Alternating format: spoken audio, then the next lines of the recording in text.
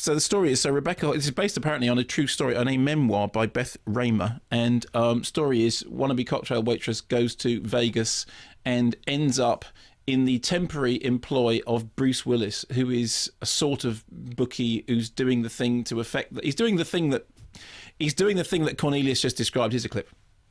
You're gonna make this bet. This is your phone. Pick it up.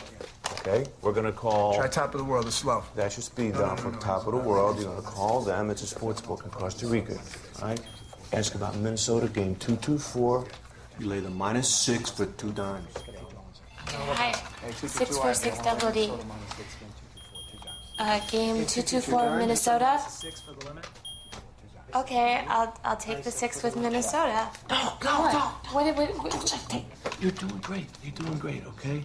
Minnesota is the favorite. You don't take the favorite, you lay the favorite. Okay, so we're gonna lay the 2 times. Hi, actually, can I lay the 6 for 2 times?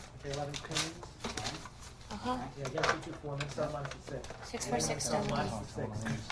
Okay. Watch this. No, we'll pass. Wait. Yeah? No? Wait. 110. You see that? Wait for it. And boom. What? You just changed that line. I did? Our $2,000 bet just moved those odds. And that's what we did, okay? You just made your first bet. For $2,000? $2,000? So the funny thing with this is that it's firstly it's directed by Stephen Frears, but it's almost entirely lacking in a discernible directorial tone. It has some quite colourful performances. I like Rebecca Hall very much. Bruce Willis kind of tones down the sort of tics and tricks that he normally does. Catherine Zeta-Jones plays his face-lifted harridan wife, which is funny. There's a couple of films recently in which she's played that role. I don't know how suddenly she ended up doing that role. And she does it with gusto and verve, to quote Woody Allen. But it seems weird that's the particular furrow that she's had to plow, whatever it is, feel that she's had to plow. And then Vince Vaughn does a guy with terrible shirts who's an obnoxious loudmouth. So they just went, Vince, where is he? Just put him into the thing. Just do that role that you've been doing in all those other movies. You know which one? You know the obnoxious loudmouth, the terrible shirts, and fine, off you go.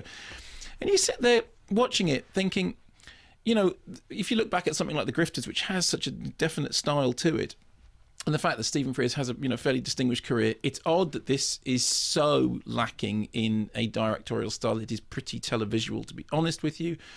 All the characters individually, well, yeah, fine. I mean, Rebecca Hall's giving it, 11, but it just all seems terribly inconsequential. I mean, not without a couple of tight-lipped laughs. I'd be lying if I said I didn't chuckle and smirk, a few times along the way. A tight-lipped laugh? Yeah. Yeah. That's not much of a laugh, is it? No. If the whole audience goes... That's pretty much it. I should Very say... Victorian, isn't it? I should say that in the screening that I was at which I was, there was one person behind me who did laugh out loud 2 or 3 times early on before they kind of got the measure of it, and then thought, oh no, it's not really that way. So it's the kind of movie which, if it turned up on an aeroplane and you were between here and Melbourne, which hopefully will be in the very near future, you'd kind of pass a couple of hours. But it seemed terribly inconsequential, and it seemed to take a stellar cast from whom greater things must be expected, and not do very much with them, and and indeed hum.